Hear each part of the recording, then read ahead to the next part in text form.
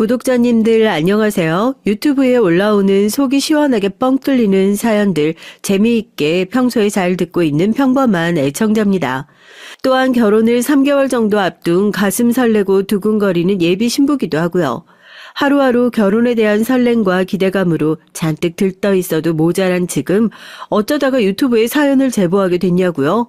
예비 신랑과는 사이가 더할 나위 없이 좋고 시부모님께서도 참 좋으신데요. 이게 결혼이 정말 집안과 집안의 만남이라는 어른들의 말씀이 틀린 게 하나 없더라고요. 그렇게 완벽한 시댁에도 딱 하나의 흠이 있었으니 바로 저희 예비 동서가 될 사람입니다. 무식한 예비 동서가 저에게 먼저 무례를 저질렀으니 저도 익명의 힘을 빌어서 유튜브에다가 많은 사람들 앞에서 예비 동서한테 쪽 좀 줬던 썰 푸는 정도는 괜찮겠죠? 시작부터 돈 자랑이 재수없다고 꼴보기 싫다고 하실 수 있겠지만 저희 집은 대대손손 부자예요. 뭐 증조할머니 때부터 부자였다 이런 얘기를 하면 일제강점기에 나라도 팔아서 부자가 된 집 아니냐 의심의 눈초리를 보내신 분도 계시는데 절대 그런 일로 부자가 된 건 아니고요. 집안의 독립운동가도 계시는 나름대로 뿌리 깊은 집안입니다. 집안 대대로 해안이 있으셨나 봐요. 돈 될 만한 땅을 우연히 가지고 계셨고 할머니께서도 좋은 눈으로 그 땅을 잘 팔고 굴려서 더 큰 부자가 되셨고 저희 아버지께서도 어쩌다 보니 그렇게 땅이나 건물을 사고 파는 일들을 하고 계시고요.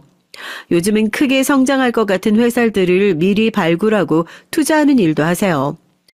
은정아, 오늘부터 용돈 없다. 세상에 태어날 수 있게 낳아주고 매일같이 밥 차려주고 빨래까지 해주면 오히려 네가 집에다가 생활비 내야 하는 거 아니냐?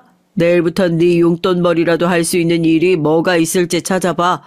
그렇다고 성적 떨어지면 용돈이 문제가 아니라 집에서 쫓겨날 각오해라. 알겠어? 아유, 당신 왜 좀 그만 잡아요. 오죽하면 애가 나한테 자기 좋아하냐고 물어보겠어. 은정아, 아버지 말씀 알지? 아버지가 다 너 독립심 키워주려고 그러시는 거야. 하지만 하나같이 장담할 수 있는 건 절대 평범한 부잣집 딸처럼 생각 없는 공주님으로 사라지진 않았다는 겁니다. 오히려 그 반대였죠. 사람들이 절 보면 부잣집에서 사는 애가 아니라 저 집 머슴이 아니냐 오해할 정도로 빠듯하게 살았어요. 아버진 집안에 돈이 많아도 절대 저한테 용돈 한 번을 허투루 주시는 법이 없었거든요. 제가 고등학교 올라가자마자 용돈을 탁 끊어버리셨어요. 네가 심부름을 하든 집 앞에 잔디를 깎든 뭘 하든 네 용돈은 네가 벌어서 쓰라고요. 대신에 집에서 밥 얻어먹고 살려면 성적도 일정 수준으로 유지를 해야 한다고요. 대궐 같은 집에 살면서 돈 걱정 없이 살겠다고 제 속도 모른 채 부러워하는 친구들이 학교 끝나고 어디 놀러 가자고 해도 마음 편하게 놀러 가본 적이 한 번도 없습니다. 전단지 알바며 고깃집 알바며 고등학생 때부터 할 수 있는 아르바이트는 다 했거든요. 대학 등록금도 전부 제 손으로 벌었고요. 대학교에 들어가서도 아버지의 혹독한 가르침은 계속됐습니다. 대학에 들어가면 다들 미팅도 하고 싶고 술도 마시고 싶고 그러잖아요. 저도 그렇게 잠시 철없는 20대를 보냈었던 적이 있어요. 잠깐 놀았던 것 치고 대가가 가혹하더라고요. 딱 한 과목 성적이 좀 부족해서 잘 다니고 있던 기숙사에서 미끄러지게 됐어요. 대역죄인처럼 집에 들어가게 됐죠. 이거는 눈 딱 감고 죄송하다고 빌어야겠다. 다음 학기엔 무조건 기숙사에 들어갈 테니 이번 한 번만 도와달라 해야겠다. 부모님 앞에서 납죽 엎드렸습니다. 절 혹독하게 키우셨던 아버지가 그 꼴을 그냥 두고 보셨겠어요? 우리가 너 기숙사 떨어지라고 했냐? 네가 공부 제대로 못해서 기숙사 떨어진 걸 부모한테 와서 양심도 없이 도와달라 소리를 해? 네 돈으로 못 다니게 생겼으면 휴학해. 휴학하고 보증금이든 뭐든 벌어서 네가 해결해. 아빤 분명히 말했다. 너 못 도와준다고. 아빠, 진짜 해도 너무한 거 아니에요? 다른 애들도 대학 가면 다 이 정도 놀고 지내요. 내가 오죽하면 주워온 자식 아니냐고 물어봤겠어요? 어쩔 때 보면 아빠가 저한테 쓰는 돈이 아까워서 아끼시는 것 같아요. 아빠 말대로 제가 벌어서 알아서 쓸 테니까 신경 쓰지 마세요. 아유, 여보 애 좀 그만 잡으래도. 은정아, 너 아무리 그래도 아버지한테 말 그렇게 버르장머리 없이 하면 쓰니? 얼른 죄송하다고 그래, 어? 그래, 어디 네 맘대로 한번 해봐라. 어디 부모님 감사한 줄도 모르고 소리를.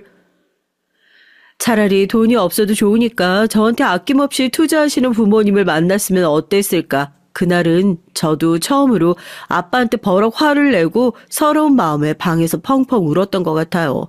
그래서 아빠가 마음을 풀고 절 도와주셨냐고요? 아니요, 절대요. 그때도 끝까지 보증금을 빌려주시지 않아서 결국 대학 휴학하고 아르바이트를 하면서 돈을 모았고 정말 부모님 손 하나 벌리지 않고 대학 졸업을 할 수 있었습니다. 제가 대학 졸업을 하니까 아버지께서 절 부르시더라고요. 그때까지만 해도 아버지에 대한 앙금이 살짝 남아있는 상태라서 또 무슨 소리를 하시려고 저러나 약간은 꼬여있는 마음이 있었어요. 회사 들어갈 때까지 네가 벌어서 네가 알아서 생활해라. 뭐 이런 소리 하시려고 그러시는 거죠? 저도 다 알아요. 당분간은 취업 준비해야 하니까 살던 곳 정리하고 집으로 들어와서 지낼게요. 대신 엄마한테 생활비 꼬박꼬박 내고요. 저도 많이 못 드려요. 너니 애비가 엄청나게 원망스럽니? 다른 애들처럼 생각 없고 철없이 돈 펑펑 쓰면서 살고 싶었는데 못 그러게 해서 네 손으로 일찌감치 돈 벌기 시작해보니까 어떻든 힘들지? 당연히 힘들죠. 저 일하는 거 보셨잖아요. 아마 제 또래 애들 중에서 저처럼 아르바이트 많이 해본 사람도 없을걸요? 취업도 어렵지 않게 할 수 있을 것 같아요. 솔직히 이렇게 힘든 일들 많이 해봤는데 뭔들 못하겠냐 싶더라고요. 이력서에 쓸 거 많아서 좋기도 하고요. 아빠랑 얘기하면서 그동안 투덜거렸던 제가 얼마나 한심하게 느껴졌는지 그제서야 알겠더라고요. 퍼뜩 깨달은 얼굴로 아빠를 올려다보니까 아빠도 이제 알겠냐 하는 얼굴로 허허 웃으면서 절 쳐다보고 계세요. 아, 아빠는 그냥 단순히 나한테 돈 쓰는 게 아까워서 그렇게 혹독하게 딸을 키웠던 게 아니구나. 물고기를 잡아다 주시는 게 아니라 물고기 잡는 법을 알려주시기 위해 그러셨다는 걸 깨닫게 됐죠. 늦은 깨달음을 얻어 감사하기도 하고 민망하기도 하고 어쩔 줄 몰라 하는 제 앞에 아빠는 통장 하나와 부동산 계약서라고 써있는 선명한 금색 폴더 하나를 건네셨습니다. 이게 다 뭐예요 하고 받아드니 제 이름으로 된 통장이더라고요. 옛날에 부모님 따라 은행 가서 만들어둔 기억은 나는데 따로 저금을 하지도 않고 인터넷 뱅킹을 쓰지도 않아서 통장이 만들어져 있는 줄도 모르고 뭐 휴면 상태겠거니 했던 그 통장에 아빠 이름으로 매달 차곡차곡 돈이 입금돼 있더라고요. 그럼 넌 네 애비가 딸한테 생활비나 받아내는 그런 못된 인간인 줄 알았냐? 여태까지 내가 너한테 받았던 생활비에 딱 2배씩 해서 입금해둔 돈이다. 그리고 이건 네가 성인이 되고 제대로 네 인생 책임질 수 있겠다 싶을 때 너한테 주려고 했었던 작은 빌라야. 앞으로 부동산 시장 호황이라니까 그 돈이랑 빌라 가지고 사업을 해도 좋고 들어가서 장사를 해도 좋고 평범하게 회사를 해도 좋으니까 뭐든 한번 열심히 해봐. 그렇게 힘들게 돈 벌어왔으니 돈이 얼마나 귀한 줄 알고 있겠지. 처음이자 마지막으로 도와주는 거니까 잘 해봐. 알겠어? 아빠, 난 그런 줄도 모르고. 진짜 감사해요. 저 이거 가지고 꼭 성공할게요. 아빠, 진짜 너무너무 감사해요. 응? 효도할게요, 진짜로. 엄마는 왜 여태 말도 안 해주고 난 이런 줄도 모르고. 세상에 이렇게 기분 좋은 서프라이즈가 또 있을까 싶더라고요. 그동안 어디서 주워와서 천덕꾸러기 취급이나 받고 있는 건 줄 알았는데 누구보다 딸을 사랑하는 아빠께서 제대로 독립할 수 있게 준비를 해주고 있었던 거였더라고요.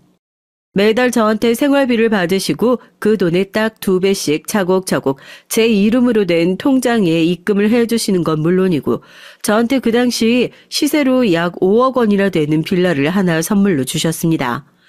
증조 할머니 때부터 부동산으로 돈을 불려왔던 집안인데 그 피가 어디 가겠어요. 얼마든지 평범하게 회사 생활해도 좋다고 말씀을 하셨지만 그 빌라를 받은 순간부터 나도 이거 가지고 큰돈 한번 벌어봐야겠다 생각했어요.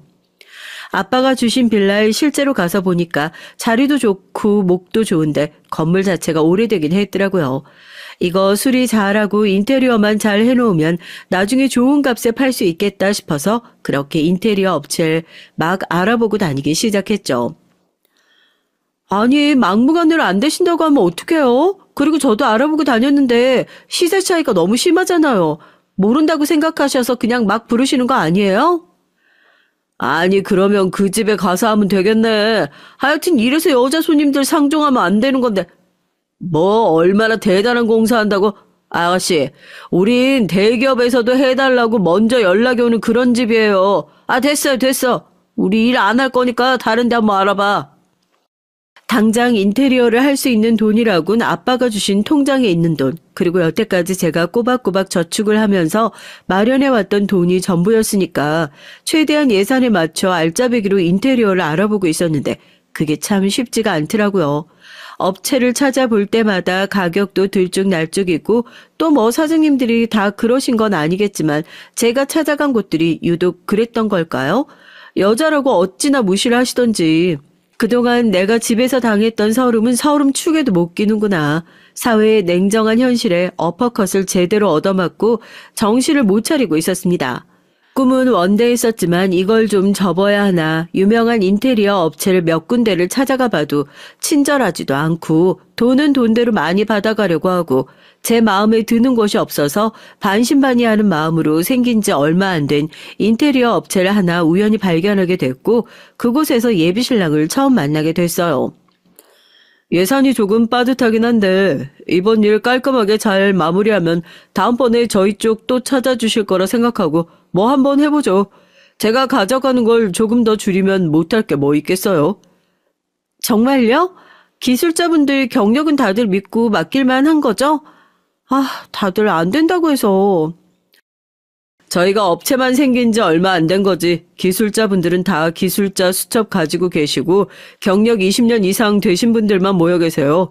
깔끔하게 일 잘하시는 분들로 섭외할 거고 저도 현장 계속 나가면서 확인해 볼 테니까 너무 걱정하지 마시고요. 저도 믿음에 보답해야죠. 나이도 젊은데 일찌감치 창업을 한 게 어쩐지 동질감이 느껴지기도 하고 또 일로 만난 사이잖아요. 일 잘하는 게 제일이죠. 일을 정말 깔끔하게 잘 하더라고요. 사실 처음에 맡기면서 사장이 너무 젊어서 약간 신뢰감이 떨어지기도 하고 생긴 지 얼마 안 된 업체라서 걱정도 많아서 저도 참 무례하게 이것저것 의심도 하고 질문도 많이 하고 했었는데 그때마다 불편한 기색 한 번도 티내지 않고 웃으면서 다 응대해줬고요. 막상 공사 딱 끝나고 나서 결과를 보니까 너무 마음에 드는 겁니다. 대표님, 진짜 제가 성공할 팔자긴 팔자였나 봐요. 어떻게 우연히 대표님 같은 사람을 만나가지고 다음에 또 공사할 일 있으면 꼭 다시 연락드릴게요. 너무 마음에 들어요, 정말. 처음에 오실 때 뭐 저런 젊은 놈이 사장을 한다고 하면서 의심하셨었죠? 저 오해도 누명도 다 푼 것 같고 공사도 잘 마무리했으니까 저희 밥이나 한 끼 같이 먹을 수 있을까요? 제가 살게요. 원래 궁금한 거 많고 관심 많은 쪽이 밥 사는 거잖아요. 그 얘기를 듣는데 확 부끄러워지는 거 있죠? 그러니까 저도 인테리어 업체 알아보면서 그렇게 젊은 여자가 뭘 안다고 하면서 무시를 받으면서도 저도 똑같이 편협한 시선으로 예비신랑을 바라보고 있었다는 게요. 공사도 잘 마무리됐고 서로 통하는 구석이 많은 것 같은데 친해질 수 있겠냐면서 먼저 밥을 사겠다고 그러더라고요. 저도 불편하진 않겠다 싶어서 그렇게 밥 한 번 먹는 걸로 시작해서 커피 마시고 영화 보고 처음엔 친한 친구로 시작했다가 눈 깜빡할 사이에 연인이 되어 있고 또 몇 년 지나니까 결혼 얘기 자연스럽게 나오고 그러더라고요. 사람 인연 어디서 만나게 될 줄 모른다고 그러더니만 우연히 들어가게 된 인테리어 업체에서 만나게 될 줄 누가 알았겠어요. 제 입장에선 예비신랑 너무 잘 만났다 싶더라고요. 어쩜 이렇게 완벽한 짝을 하늘에서 정지해줄 수 있을까 싶을 정도로 너무 완벽했어요. 외모며 성격이며 어디 하나 제 마음에 안 드는 구석이 없는 건 물론이고요. 일도 그래요. 예비신랑이 완벽하게 인테리어 해준 그 빌라를 엄청난 차익을 남기면서 판매하는 걸 시작으로 저도 그렇게 부동산 시장에 뛰어들기 시작했거든요. 남들보다 좋은 조건으로 시작한 것도 맞고 아빠라는 좋은 조력자가 있었기 때문에 실패 확률이 더 적었던 것도 맞는 것 같아요. 마음 편히 일에만 집중하고 발로 뛸 수 있는 환경을 물려받았다는 건 늘 감사하면서 살고 있지만 그거랑 별개로 하루하루 최선을 다해서 참 열심히 살았습니다. 예비 신랑은 처음 그 건물을 시작으로 저와 거의 매번 같이 일을 하면서 이젠 눈빛만 봐도 서로가 뭘 원하는지 알아차릴 정도로 환상의 파트너가 되었고요. 이제 결혼이라는 완벽한 매듭만 지으면 완벽하겠다 싶었는데 어쩐지 그때쯤부터 결혼 얘기가 나오면 예비 신랑이 얘기를 슬슬 피하려고 하는 것 같은 느낌이 드는 겁니다. 속으로 별별 생각을 다 했죠. 이 사람이 나 몰래 만나는 여자라도 생겼나 하고요. 그날도 우리 양가의 인사까지 얘기가 나오자마자 황급히 공사 얘기를 하면서 말을 돌리는 예비 신랑에게 참다 못해 버럭 화를 냈습니다. 당신 혹시 여자라도 생긴 거야? 저번부터 결혼 얘기만 나오면 다른 얘기하면서 말 돌리는 거 누가 모를 줄 알아? 내가 싫어진 거면 그냥 속 시원하게 싫어진 거라고 말을 해. 사람 답답하게 이렇게 빙빙 돌려가면서 희망 고문하지 말고. 그거 진짜 예의 없는 거야. 알아? 은정아, 그게 무슨 소리야. 내가 너 말고 다른 여자가 어디 있다고 그래. 그게 아니라 사실 내가 너한테 먼저 결혼 얘기하는 게 너무 염치가 없어서 그래. 우리 집 너희 집처럼 그렇게 여유롭고 잘 사는 집 아니야. 아마 너희 부모님께서 많이 반대하실 거야. 그건 또 무슨 소리야? 결혼은 당신이랑 나랑 좋아서 하는 게 결혼이야. 나 결혼할 때 부모님 도움 하나 안 받고 결혼할 거고 그건 당신도 마찬가지일 거 아니야? 내가 언젠 당신 집안 보고 배경 보고 결혼하고 싶다고 말 꺼냈어? 당신은 그래? 그건 아니지만 그게 아니라 내 얘기 좀 들어봐. 이게 다 어떻게 된 거냐면 그제서야 예비신랑은 저에게 자기 집 얘기를 솔직하게 털어놓더라고요. 연애를 하면서 몇 번이나 솔직하게 말하려고 했지만 저희 사이가 깊어지면서 자기도 먼저 입이 떨어지지가 않아 용기를 내지 못했답니다. 예비 시부모님 성격은 너무너무 착하시대요. 하지만 그게 끝인 분들이고요. 오히려 너무너무 착해서 화가 날 때가 한두 번이 아니랍니다. 예비 시아버지는 사업 실패하고 온 식구가 길거리에 내앉게 생겼는데도 자기 호주머니에 남은 돈 탈탈 긁어서 어려운 자기 친구분들 도와주시는 그런 분이래요. 그 꼴 보기 싫어서 화를 내면 왜 너는 마음을 그렇게 곱게 못 쓰냐 하면서 되려 예비 신랑이 면박을 받곤 했고요. 얘기를 듣는 저도 사연을 듣는 분들도 답답한데 정작 당사자는 얼마나 답답했겠어요. 거기다 형은 더해. 월급쟁이인 거 뻔히 아는데 돈 욕심만 많아가지고 주식이니 코인이니 돈만 된다 하면 불나방처럼 뛰어들어서 여태까지 까먹은 돈만 얼만지 모르겠어. 정말 크게 망할 뻔해서 내가 도와줬던 적도 있었고 그래도 다행히 얼마 전에 결혼을 했는데 운 좋게 형수님이 좀 사시는 집인가 봐. 10억짜리 아파트를 해와서 지금은 찍소리도 못하고 살고 있지만 여튼 우리 식구들이 그래. 제대로 벌 줄 아는 사람이라곤 나밖에 없는데 다들 돈돈거리질 않나. 그래도 집에서 돈 좀 만진다는 사람은 형수님밖에 없으니까 형수님 말에 다들 찍소리도 못하는 것도 있고. 솔직히 나도 우리 집이 너무 싫고 답답한데 누가 그런 고생 사서 하고 싶겠어. 얘기를 듣고 나니까 좀 충격적이긴 하더라고요. 그런데 저도 참 콩깍지가 단단히 씌이긴 씌었나 봐요. 그 얘기 처음 듣자마자 드는 생각이 이 사람이랑은 절대 결혼을 못하겠다 그런 생각이 드는 게 아니라요. 이 사람도 정말 고생 많이 하면서 살았겠구나. 내가 이 사람을 좀 도와줄 수 있는 방법이 뭐가 있을까. 이 생각이 먼저 드는 걸 보고 오히려 결혼을 해야겠다 결심을 하게 되더라니까요. 예비 신랑 손 꼭 잡고 그랬어요. 우리 집은 어떻게든 내가 설득할 테니까 당신도 이제부터 맘 단단히 먹으라고요. 나 당신 가족들이 앞으로 그런 식으로 손 벌리는 거 못 본다고요. 당신 그거 가족들 도와준다고 생각하겠지만 가족들 망치는 지름길이야. 우리 아빠가 왜 돈이 그렇게 많으면서도 하나밖에 없는 딸 계속 자기 손으로 돈 벌게 하고 힘든 아르바이트 시키고 했는 줄 알아? 고생해보고 자기 손으로 돈 벌어봐야 돈 귀한 줄 안다고. 앞으로 가족들이 무슨 부탁해도 들어주지 마. 당신 도와주면 도와줄수록 가족들은 더 해결 안 하려고 해. 당신한테 말하면 당신이 다 해결해 줄 텐데 뭐하러? 그러니까 절대 그러지 마. 알겠지?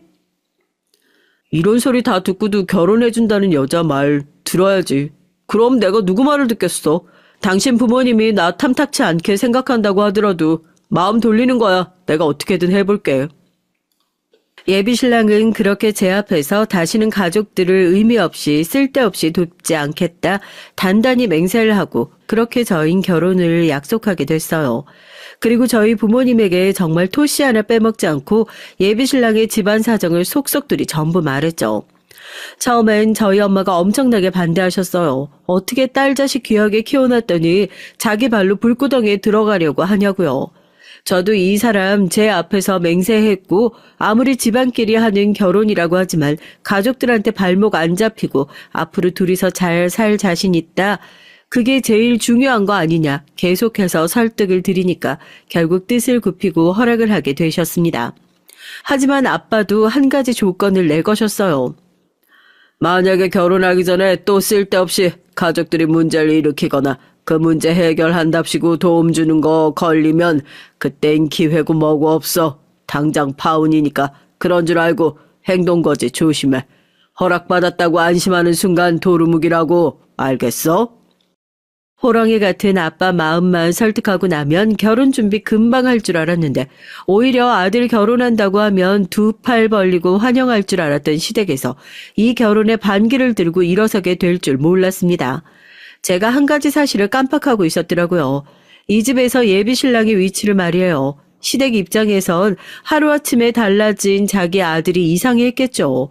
원래는 도와달라고 손 벌리면 언제든지 척척 도움을 주었던 아들이 하루아침에 다시는 이런 식으로 도와줄 일 없다 하고 입 싹 닫고 손절해버린 것도 억울해 죽겠는데 그 이유가 결혼 때문이라니.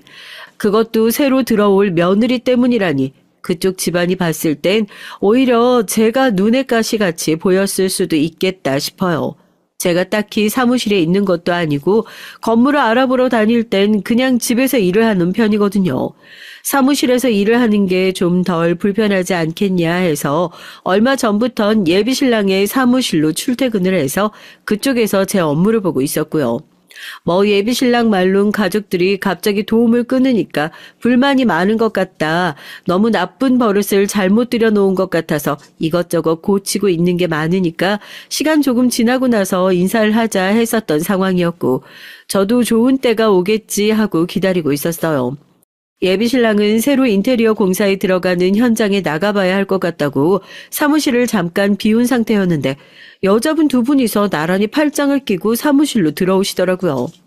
오자마자 예비신랑을 찾길래 당연히 인테리어를 알아보려 오신 손님이겠거니 생각을 하고 잠깐 직원들이랑 현장을 보러 나갔습니다. 그렇게 약속을 잡고 오신 거면 연락을 드릴 테니 잠시만 기다려달라고 말을 했죠. 그런데 그중에 딸인 듯 보이는 젊은 여자분이 절 위아래로 쓱 훑어보더니 대뜸 제 이름을 부르면서 그쪽이 신은정 씨예요? 하고 묻더라고요. 깜짝 놀라서 쳐다보니까 제 예비신랑의 형수님 되는 사람이라며 자기를 소개하더군요. 그러니까 저한테 예비 동서죠. 아, 예. 안녕하세요. 은철 씨한테 오신단 말씀 따로 못 들었어서요. 아, 그럼 이분이 예, 그래요. 내가 은철이 애미 되는 사람입니다. 아가씨 보고 싶어서 일부러 약속 안 잡고 은철이 몰래 왔어요. 인사는 인사고 어쨌든 둘이 만난다고 하는데 어떤 사람인지 식구들이 먼저 보는 게 맞겠다 싶어서요. 우리 첫째가 또 사람 보는 눈이 워낙 날카로워서. 딱 보니 사이즈가 나오더라고요. 예비신랑 말 들어보니까 뭐 자기 형수님이 10억짜리 아파트를 해오고 돈도 좀 벌고 하니까 집안에서 경제권을 꽉 잡고 있다고. 집안에서 형수님 말 한마디면 다들 꼼짝 못한다고 그랬거든요. 딱 보니까 오늘 이 자리에 두 분이서 팔짱 끼고 오게 된 것도 다 형수님 아이디어인 것 같더라고요. 내가 워낙 살면서 산전수전 다 겪어보고 별별 사람들 다 만나봐서 사람 보는 눈 하나는 정확하다. 물어보고 싶은 것도 있고 해서 조용히 한번 온 거다 하고 저한테 차 좀 타가지고 가져오라고 의자에 앉아서 까딱까딱 명령조로 시키는데 진상 손님은 많이 봐왔지만 또 결혼 전부터 그렇게 진상짓 하는 예비 동서는 처음 봐서 속으로 우습기만 했다니까요. 쥐뿔 아무것도 없어 보이는 게 지도 나름 예비 동서라고 기강 잡겠다 저러나 하고요. 결혼할 생각이 있다고 그러니까 하는 얘기지만 도련님한테 내 얘기 많이 들었죠? 내가 결혼할 때 시댁에 해가지고 온 게 워낙 많거든. 그것 때문에 시댁 식구들이 아직까지 나한테 많이들 고마워하고 계시고 남편도 나한테 잘하기도 하고 여자가 결혼하고 와서 자기 목소리 내고 살려면 이 정도는 해야 되는 거예요. 근데 아가씨는 영 힘든가 봐? 일한다고 들었는데 사무실도 없어서 지금 여기로 출퇴근하는 거예요? 이 나이 먹고 그래도 번듯한 자기 사무실 하나 정도는 있어야지. 그 전형적인 졸부들 느낌 있잖아요.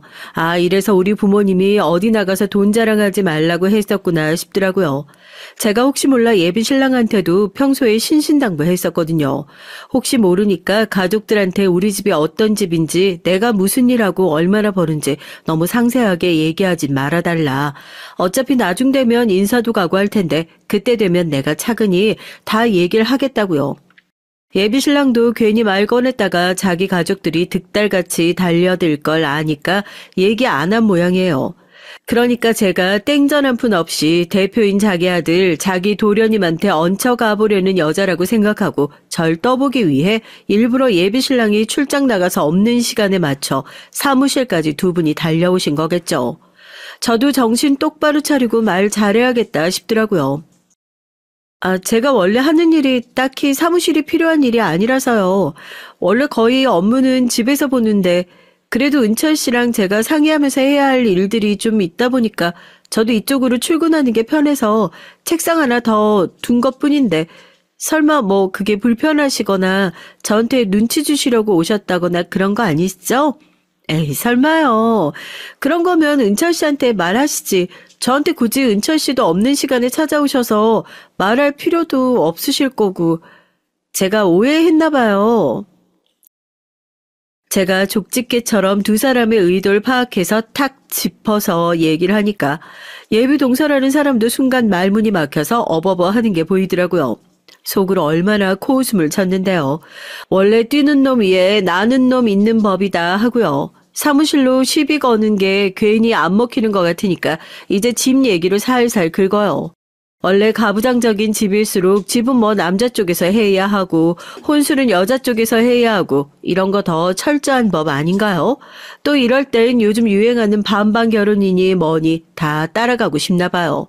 그런데 예비신랑은 사정이 썩 좋지가 않잖아요. 평생 번 돈은 형 사고 친 거 수습하고 집안 빚 갚느라 거의 쏟아붓다시피 해서 모아둔 돈도 그렇게 많지가 않고 사업하면서 받아놓은 대출이 많으니까 여기서 대출을 더 늘리는 것도 무리인 것 같고 그래서 상의 끝에 제가 지금 가지고 있는 빌라 중에서 한 채를 우선 예비신랑네 회사에서 리모델링을 한 후에 들어가서 살기로 했어요.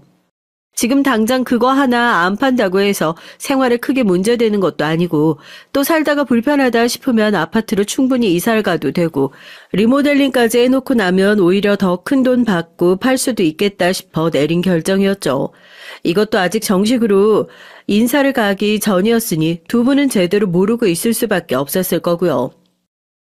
설마 사무실도 얻어쓰고 있으면서 결혼 비용 이런 거 다 남자한테 해달라고 얹혀 살고 그런 스타일 아니지? 내가 아까 처음 얘기했던 거 정말 내 동생 같고 해서 해준 말이야. 빈몸으로 시집 올 수 있는 건 정말 예쁘고 늘씬한 애들이나 가능한 거고 그게 안 되는 거면 기본적인 것 좀 하고 살아야지 않겠어? 너무 양심 없는 결혼하면 나중에 뒷말 꼭 나오더라. 뒷말할 사람들이 지금 제 앞에 떡하니 서 계시는 것 같은데요 하는 소리가 나오는데 제가 꾹 참고 웃으면서 그랬죠. 아직 못 들으셨나 보다고. 저도 집 제가 해갈 거라고요. 집 소리가 나오니까 예비시모 눈빛부터 확 달라지는 게 보여요. 예비동서가 기고만장해서 날뛰고 있을 때 어쩔 줄 몰라하면서 쩔쩔매고 계셨던 분이 갑자기 눈빛이 반짝거리시던데요. 아직 정식으로 인사드리러 간 것도 아닌데 때가 되면 다 말씀드리려고 했는데 솔직히 저도 이런 식으로 갑자기 약속도 없이 찾아오셔가지고 좀 당황스럽긴 하거든요. 사무실도 은철 씨가 들어오라고 먼저 얘기해줬던 거예요. 이렇게 가족들 눈치 봐야 했던 건 줄 알았으면 저 그냥 집에서 일하는 게 더 마음 편했던 것 같네요. 아유, 아니에요, 아니야. 예, 그러니까 너는 왜 여기를 오자고 그래가지고 애들 결혼 준비 알아서 잘 하고 있구만 뭘 그렇게 걱정이 된다고. 얘가 말이 좋아 형수지 은철이한테 거의 눈 하나 다름없거든요. 완전히 친동생처럼 그렇게 아끼고 챙기고 하다 보니까 어떤 사람 만나나 걱정도 되고 직접 좀 봤으면 싶겠다 해서 우리가 온 거지 절대 나쁜 의도로 온 게 아니니까 오해하면 절대 안 돼요. 응? 아 눈치 주려고 온 것도 아니고 우리가 왜 눈치를 주긴. 아우 어머님 정말 모르는 소리 하지 마세요. 집이라고 뭐 다 같은 집인 줄 아세요? 글쎄 그만하재도 그러네. 아유 일하고 있었는데 우리가 이렇게 불쑥 쫓아와서 시간 너무 많이 뺏었네. 우리 집에 가서 은채한테 둘 다 한 소리 제대로 듣겠어. 그러지 말고 다음번에 날짜 잡고 제대로 인사하러 와요. 아가씨 무슨 음식 좋아해요? 내가 다른 건 몰라도 음식 솜씨 하나는 정말 좋거든. 맛있는 거 많이 해줄게. 편하게 빈손으로 그냥 인사하러 와요. 그제서야 예비 시모가 짜증을 내는 예비 동서의 등을 억지로 떠밀면서 사무실을 나가시더라고요. 예비 동서란 분은 저한테 뭔가 하고 싶은 말이 많이 남아있는 눈치였는데 집까지 제가 해온다고 하니까 심기를 더 거스르면 안 된다는 예감이 빡 오셨나 봐요. 한바탕 그렇게 전쟁을 치르고 나니 이 결혼 정말 쉽지 않은 게 온몸으로 실감이 나더라고요. 보면서 에라이 그런 집안으로 뭐하러 시집 가겠다고 험한 꼴을 보나 네가 사서 고생하는 거다 한심하게 생각하시는 분들도 있겠지만 제가 뭐 어디 시댁 보고 결혼하는 거겠습니까? 예비신랑 보고 결혼하는 거죠. 그동안 저런 식구들한테 찍소리 못하고 당해오기만 했을 예비신랑이 더 짠하게 느껴지기도 하고 내가 이참에 저 못된 버릇들을 단단히 제대로 고쳐줘야겠다. 오히려 전투력만 제대로 올려주고 돌아가셨던 거죠. 출장이 끝난 남편이 사무실로 돌아왔고 어머니한테 연락을 받았던 모양이에요. 일 때문에 이러지도 저러지도 못하고 발만 동동 구르고 있었을 텐데 오자마자 미안해서 어쩔 줄을 모르더라고요. 어머니한테 얘기 들었어. 형수님이랑 왔다 가셨다면서? 왜 말 안 했어? 무슨 말씀 안 하셨어? 두 분은 왜 나 없을 때 와가지고 미안해 많이 당황했지. 형수님이 괜히 또 센 척 하시는 거야? 아니야 오히려 내가 한마디도 안 지고 따박따박 다 대들어서 지금 우리 당신 형수님 일을 아주 부득부득 갈고 계실걸? 내가 뭐 한마디 더 하려고 했는데 집 내가 해갈 거라고 한마디 하니까 어머니가 말씀 한마디도 더 안 보태시고 바로 등 떠밀고 나가시더라? 당신 그동안 가족들한테 어떤 식으로 당했을지 뻔히 보여서 괜히 마음이 더 안 좋더라고. 미안해. 내가 이렇게 염치가 없다. 당신이 집 해오게 하는 것도 미안한데 가족들이 와서 그렇게 깽판이나 치고 가고 다음부턴 나한테 연락 안 하면 못 오시게 할게.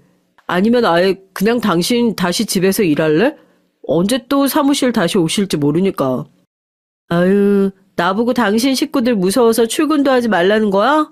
됐어. 정말 기분 나쁜 일 있었으면 내가 알아서 해결해. 그리고 어머님이 조만간 정식으로 인사하러 오라고 하시더라고. 집을 해와서 예쁜 며느리건 뭐건 예쁨 받으면 좋은 거 아니야? 당신 형수님도 비싼 집 해와서 집에서 어깨 펴고 산다면서.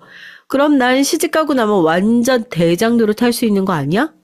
아, 농담이야 농담. 내가 뭐 그런 사람이랑 똑같은 수준일 것 같아?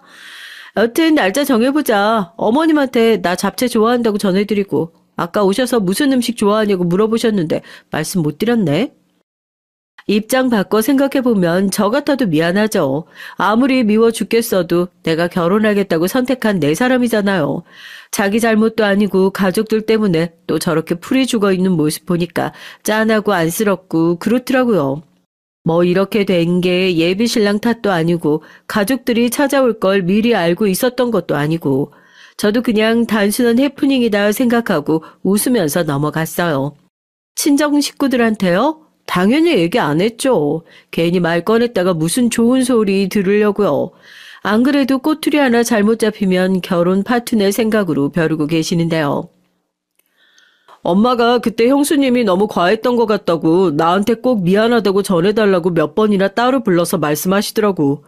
나한테 매번 손 벌리는 거 보면 당신 입장에선 답답해 보일 수도 있고 하겠지만 마음까지 악하고 나쁜 분들은 아니야. 당신도 그거 알아줬으면 좋겠어서. 이거 인사 올 때 옷이라도 한 벌 사는데 보태라면서 챙겨주라고 하시더라.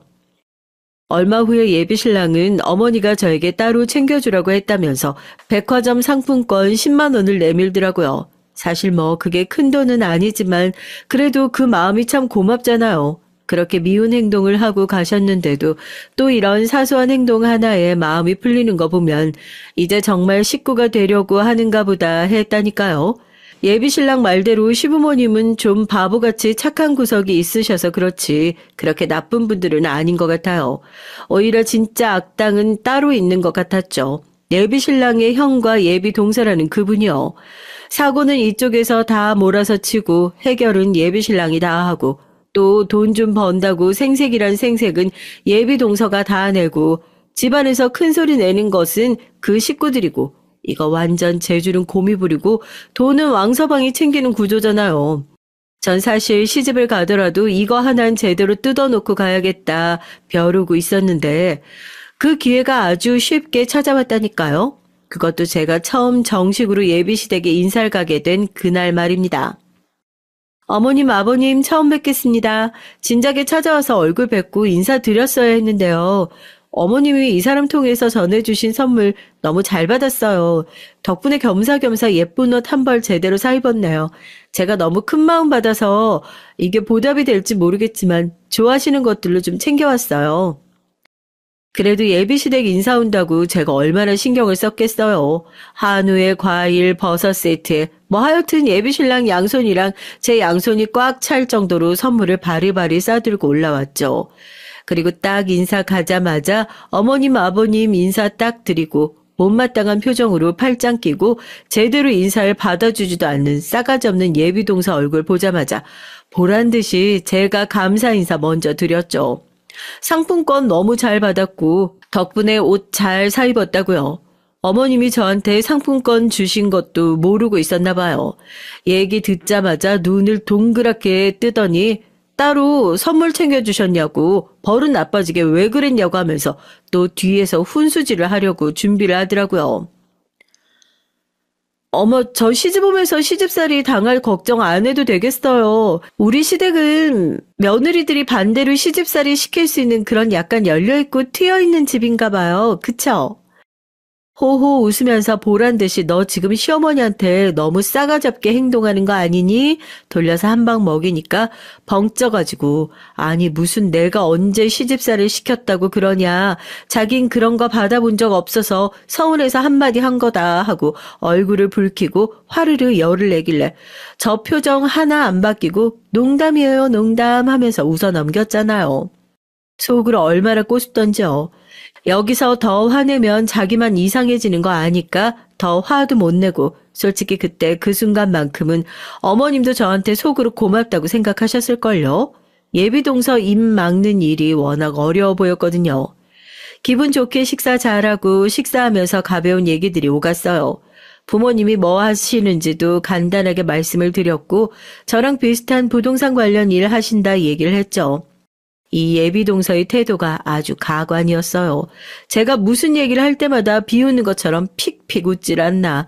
아주 온몸으로 절 싫어하는 티를 팍팍 내서 오히려 예비 시부모님께서 민망하실 정도였어요.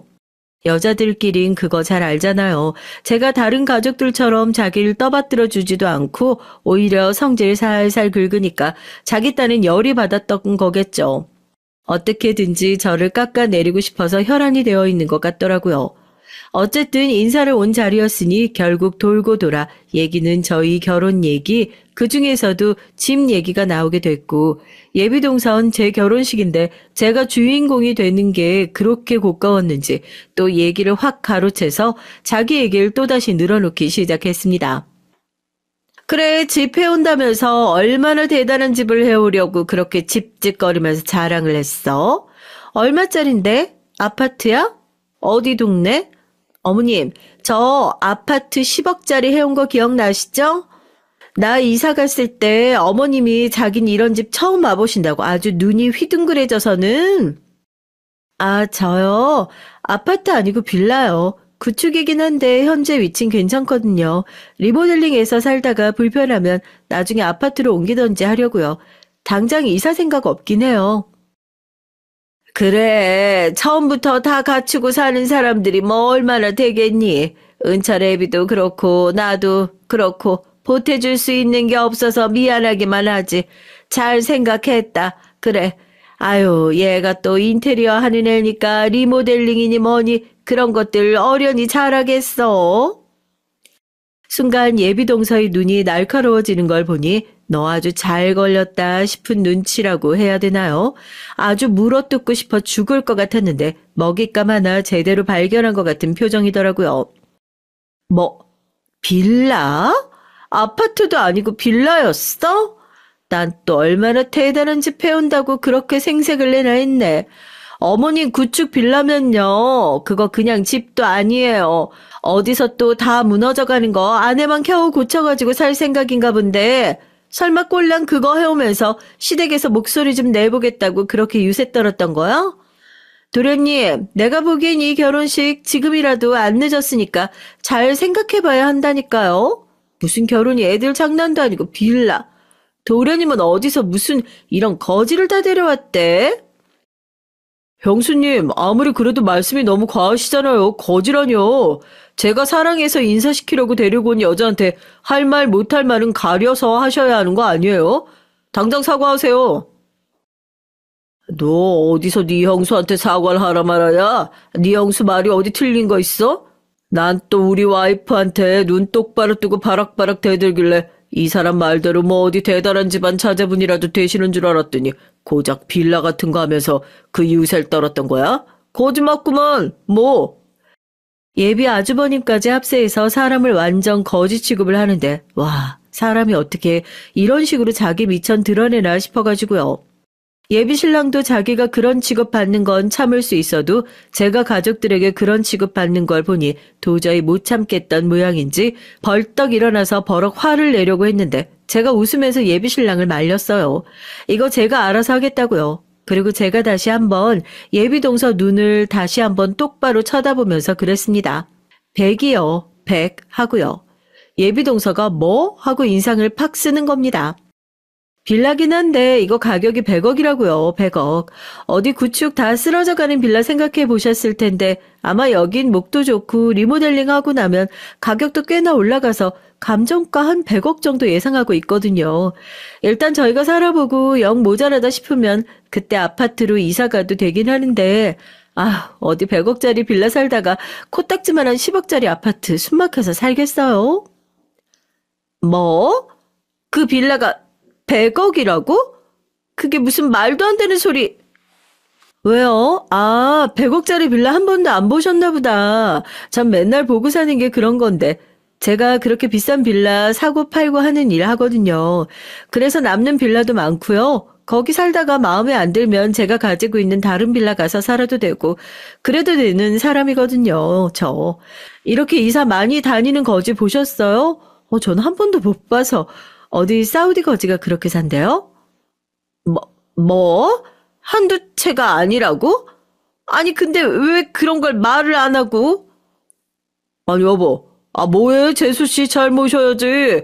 혹시 몰라? 우리도 잘하면 그런 빌라 한 채 저렴한 가격에 사서 잘 살 수 있을지도 모르잖아.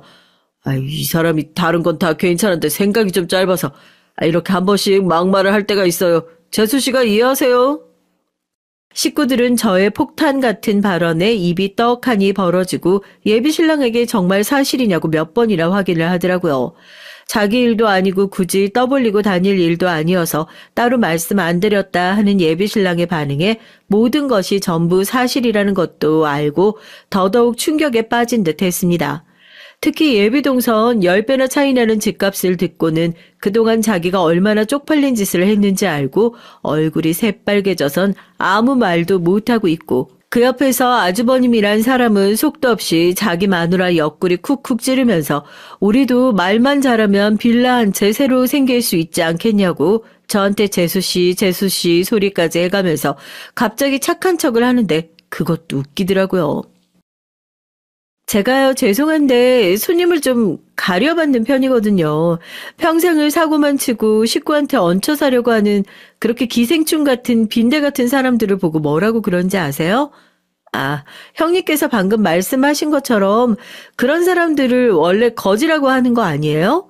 설마 거지처럼 저 잘 사는 거 알고 빌라라도 한 채 받으시려고 갑자기 저한테 친절하게 잘해주시고 그런 거 아니죠?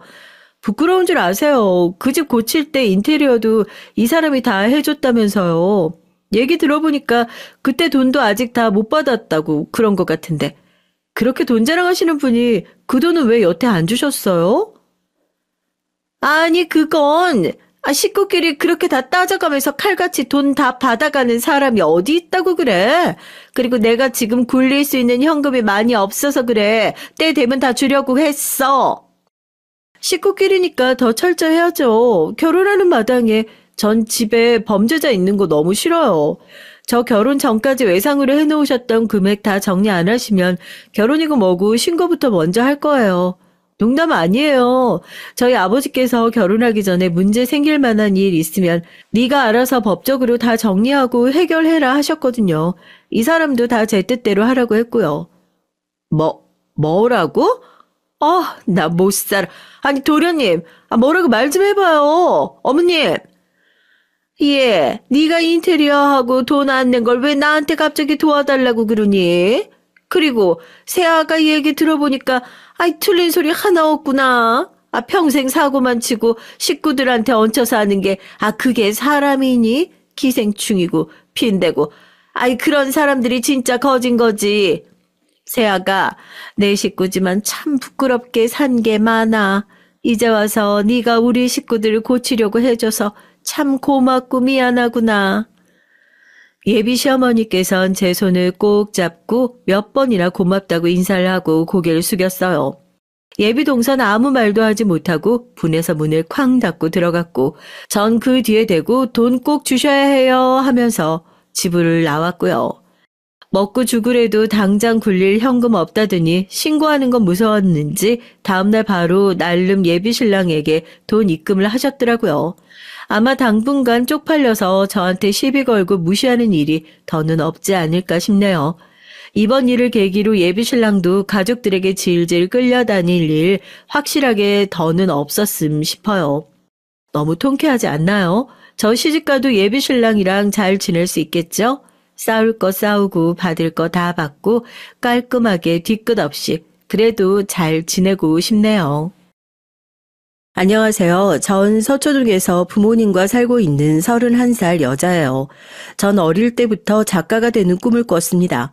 그래서일까요? 결국 작가는 못 됐지만 이렇게 이곳에 사연을 보내며 글을 쓰는 지금 저는 너무 행복합니다. 제가 겪은 얘기가 파란만장하지만 부끄럽기도 해서 글을 쓸까 말까 고민을 하다가 이렇게 이곳에 사연을 보내게 됐어요. 제 얘기 한번 들어보시겠어요? 판검사 변호사는 발에 채일 정도로 별거 아닌 집이 있다면 믿으시겠어요? 그게 바로 저희 집안이었습니다. 할아버지도 변호사셨고 친가댁 어르신부터 해서 그들의 자녀인 사촌까지 검사, 변호사, 직업인 분들이 많았어요. 심지어 판사를 하셨던 삼촌도 있으셨습니다. 물론 저희 아버지도 그 어려운 사법고시를 합격하고 검사를 20년 가까이 하셨어요. 이런 대단한 집안에서도 아버지는 똑똑하기로 유명하고 늘 집안에 촉망받는 인재로 크셨다고 합니다. 그래서 아버진 집에서도 아침 일찍 일어나서 늘 서재에 계시고 자식인 저와 오빠 앞에서도 늘 단아하고 위험 있는 모습을 보이셨죠. 아버지의 흐트러진 모습을 본 기억이 없을 정도로요. 하지만 아버지는 참 무뚝뚝한 분이었습니다. 검사 시절부터 일이 많아서 집에 계신 시간이 별로 없으셨고 가족끼리 밥을 먹을 때에도 입을 벌리지 않는 것이 예절이라며 조용히 밥만 먹으라고 훈육하셨죠. 전 어릴 때부터 활달하고 발랄한 성격이었어요. 5살 때 아버지한테 목마를 태워달라고 졸라대기도 했었는데 어느 순간부터 과묵하고 반듯하기만 한 아버지가 무서웠습니다. 하지만 이와 달리 엄마는 다정하고 예술을 사랑하는 온화한 분이셨어요. 두 분은 집안 어르신끼리 중심을 서서 만나 결혼하게 됐다고 하셨는데 정말 둘이 사랑해서 결혼했는지는 솔직히 잘 모르겠어요. 어쨌든 두 분은 별다른 싸움이나 다툼 없이 그럭저럭 잘 사셨던 것 같네요. 하지만 전 다정하지 않은 아버지와 같은 사람하고는 결혼 안 할 거라고 다짐하며 자랐죠. 제 위로 오빠 한 명이 있었는데요. 오빠는 늘 학교에서 전교 1등을 도맡아는 수재였습니다. 학창 시절에도 부모님의 말은 거역할 줄도 모르고 부모님이 가라고 하는 학교에 가고 결국엔 우리나라 최고의 대학 법대에 입학을 했어요. 저 오빠는 무슨 재미로 사나?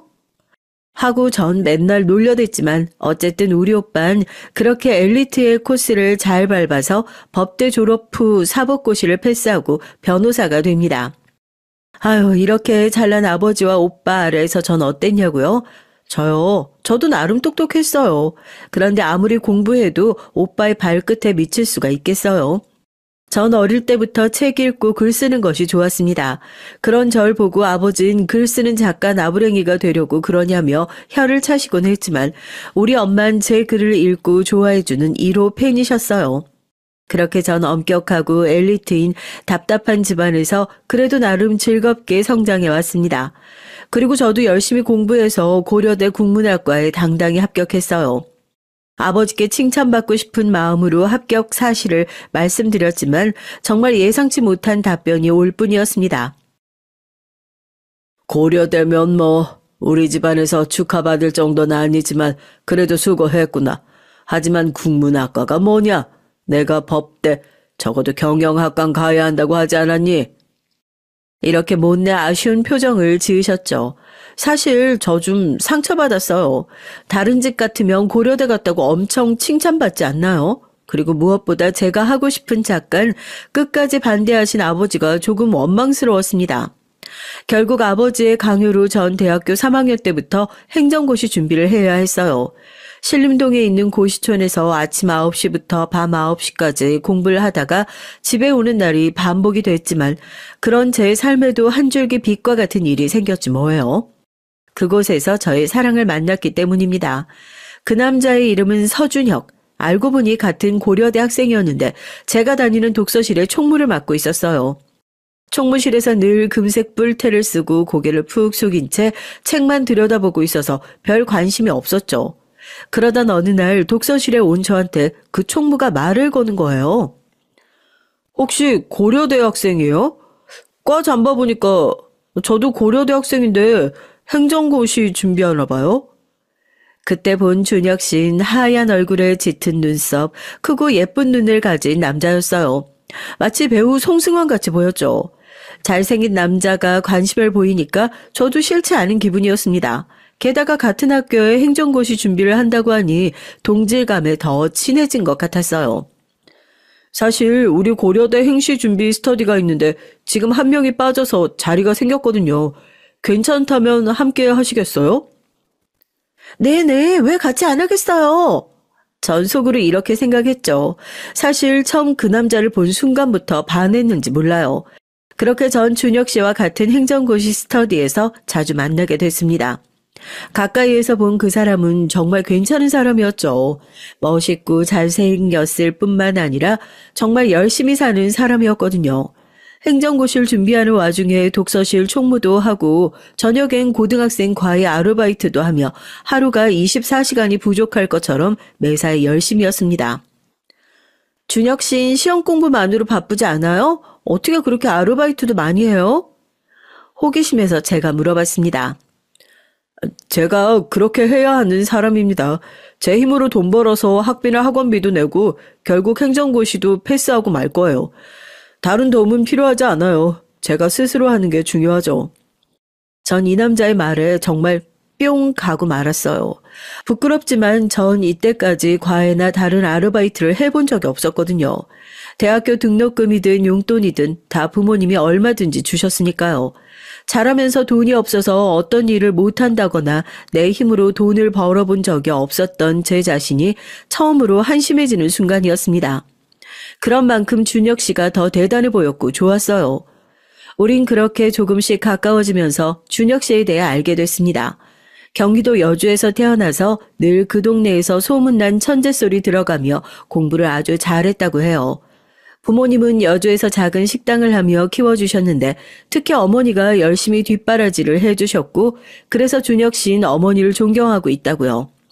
준혁 씨가 고려대에 입학한 날은 식당에서 돼지고기를 삶아서 이웃분들에게 나눠주는 잔치를 했을 정도로 준혁 씨는 부모님의 자랑이었던 모양입니다. 아, 순진한 전 그렇게만 생각했어요. 그 사람들의 이면에 있는 추잡하고 복잡한 속내를 이땐 미처 몰랐던 거죠. 준혁 씨와 난 그렇게 친구처럼 친한 사이였지만 사실 전 이미 준혁 씨를 몰래 좋아하고 있었어요. 하지만 우리 스터디에 똑똑하고 열심히 사는 잘생긴 준혁 씨를 좋아했던 여자가 저뿐이었겠어요. 준혁 씨는 다른 남자만 달랐습니다. 그렇게 들이대는 여자들에겐 조금도 관심을 보이지 않았어요. 제가 1학년 때 처음 사귄 남자친구는 다정한 성격의 멋진 친구였지만 사귄 지 4달쯤 되었을 때 다른 여자애들이랑 미팅도 하고 데이트도 하는 장면을 저한테 딱 들켰거든요. 아우, 그때 마음 고생했던 거 생각하니까 저렇게 여자 보길 돌같이 하는 준혁 씨가 더욱 매력적이었죠. 하지만 준혁 씨는 그런 제 마음을 아는지 모르는지 그저 아는 동생처럼 대했을 뿐이에요.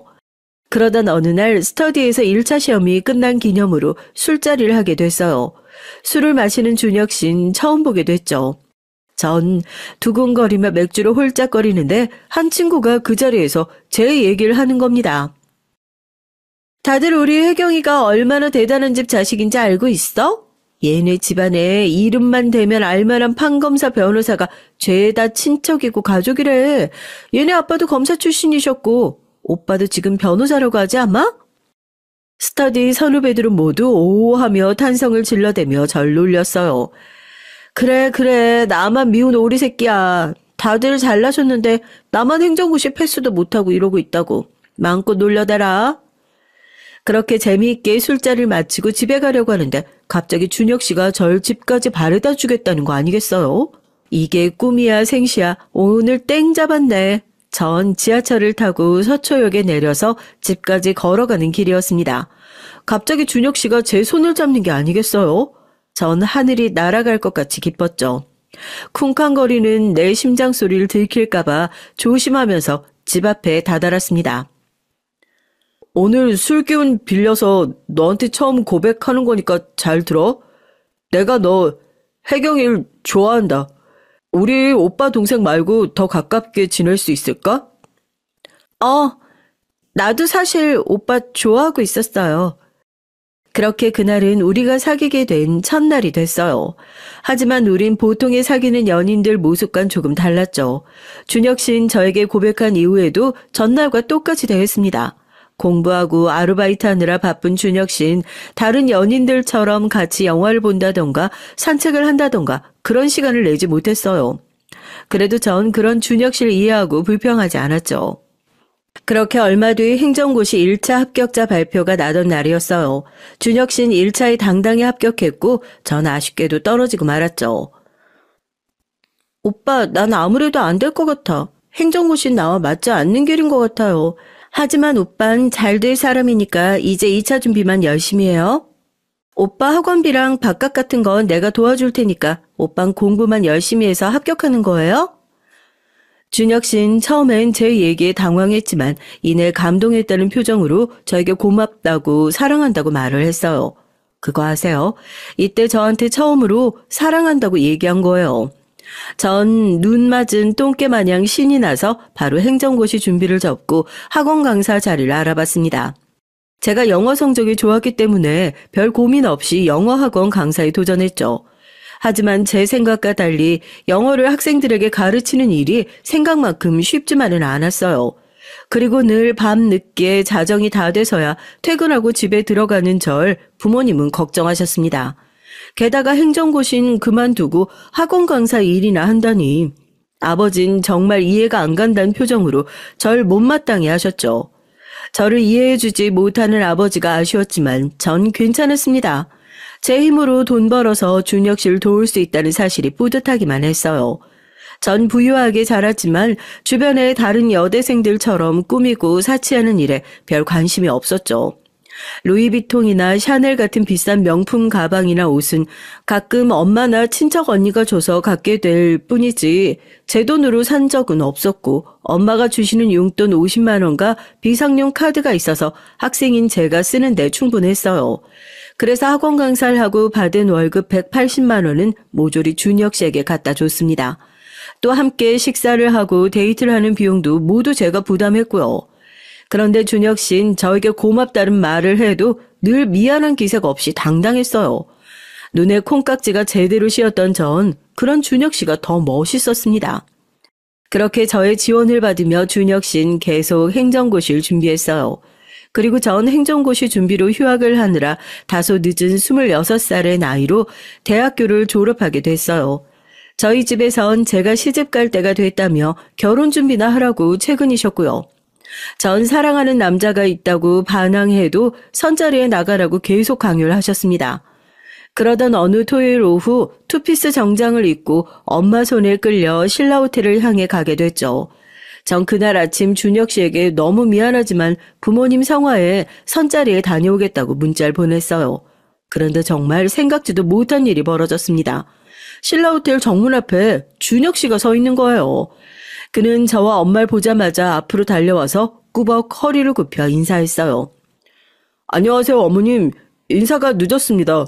혜경이 남자친구 서준혁이라고 합니다.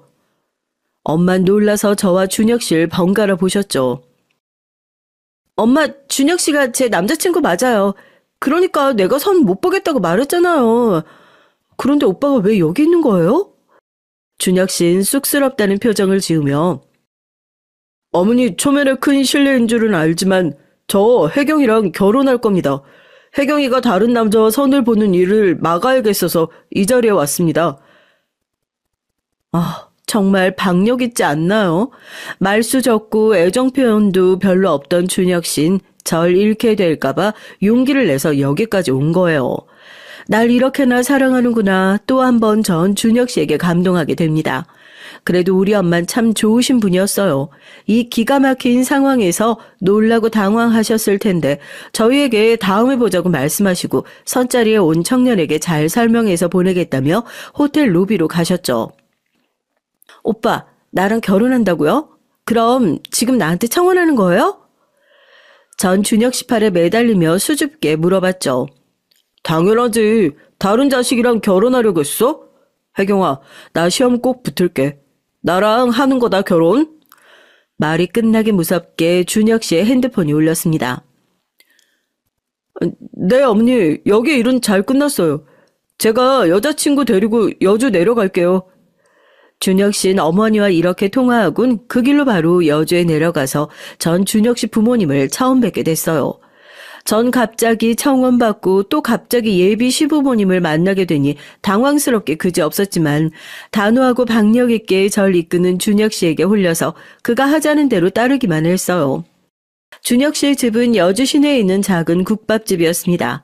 동그란 양철 테이블이 4-5개 있고 메뉴판에 돼지국밥, 소머리국밥, 수육 그런 것들이 적혀 있었죠. 식당 안에 남자 손님 2명이 있었는데 가게 안에 들어온 저희를 잠깐 쳐다보더니 이내 국밥에 고개를 받고 우걱우걱 국밥을 먹고 있었죠. 제가 식구들과 다녔던 깨끗하고 깔끔한 식당들과 달리 조금 어둡고 알 수 없는 냄새들이 뒤섞인 이 작은 식당에 온 것이 전 처음이었어요.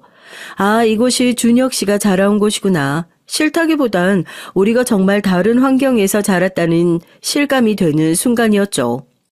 아이고, 이게 누구야? 우리 아들 이게 얼마만이니? 아이고, 아까 전화 받고 바로 내려온 거구나.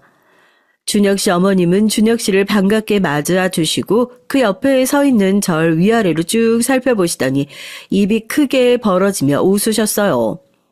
아유, 이 아가씨가 우리 준혁이랑 만난다는 좋은 집 딸내미인가 봐요. 아이고, 어서 와요. 우리 식당이 보기에 좀 그래도 국밥은 끝내주는데 어떻게 한 그릇 줄까요? 우리 국밥 먹으러 온 거 아니에요, 엄마. 사실 전 이런 식당에서 국밥을 먹은 적이 없었죠. 하지만 어머님이 보여주신 호의에 어떻게 거절할 수 있겠어요? 네, 어머니 너무 맛있는 냄새가 나는걸요? 국밥 한 그릇 주세요. 어머님은 신이 나셔서 금세 국밥 2그릇과 부추, 무침, 깍두기 등 밑반찬 몇 개를 내어주셨습니다. 전 처음 먹어보지만 구수한 국밥을 맛있게 먹고 있었죠.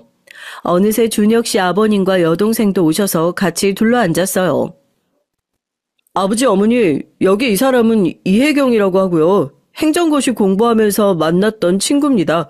그리고 저희 곧 결혼하려고요. 아이고, 반가워요, 아가씨. 그런데 준혁이가 아직 시험을 보고 있는데 어쩌나. 모아둔 돈도 없을 테고 너무 이른 거 아닌가 모르겠네. 그때 준혁 씨 어머님은 아버님을 흘겨보며 말씀하셨어요. 결혼이 준비돼야 되는 건가? 우리 준혁이가 한다고 하면 하는 거지. 안 그래요, 아가씨? 네, 그럼요. 그리고 준혁 씨가 이번 2차 시험은 합격할 것 같으니까요. 그때까진 제가 돈을 벌어서 지내면 되니까 너무 걱정 마세요, 아버님. 아니, 듣자 하니까 집안이 참 돈도 많고 훌륭한 분들이 많으시다면서 결혼할 때 집도 친정에서 마련해 주시겠지? 그렇게 기대에 차서 말씀하시는 어머님이 못마땅한지 여동생이 한마디 했어요. 엄마, 원래 그런 건 남자가 해가는 거예요. 처음 만난 오빠 여자친구한테 부담되게 그런 얘기하면 어떡해? 어디 기집애가 어른들 말씀하시는데 껴들어. 여동생에게 고압적으로 말하고 무시하는 준혁 씨 태도에 전 조금 놀랐어요. 저 알통머리 없는 게 그렇지 뭘. 어디 하늘 같은 오빠 이래 지가 말을 보태기는. 아이고. 아가씨, 오늘 선 보러 갔다면서? 아니, 우리 준혁이 같은 남자가 어디 있다고 그래요? 보다시피 잘생겼지. 똑똑하고 명문대에, 응? 어디 가도 이런 남자 못 찾아요. 이제 딱 얘랑 결혼만 해. 알겠지? 아무리 제가 준혁 씨에게 콩깍지가 씌었다곤 해도 여동생을 무시하는 거나 아들을 과하게 싸고 드는 준혁 씨네 집 분위기가 좀 불편하긴 했어요. 게다가 준혁 씨 어머님은 제가 오늘 선을 보러 간 사실을 어떻게 알았던 걸까요? 왠지 찜찜하고 이상했습니다. 이때 전 눈치채야 했었던 겁니다. 준혁 씨와 그의 어머니가 꾸민 계략을 말이죠. 그렇게 준혁 씨네 가족을 만나고 와서 집에 돌아오니 아버지가 현관에서 절 기다리고 있었어요. 네 엄마 말이 맞냐? 나 만나고 있는 남자친구 있다고.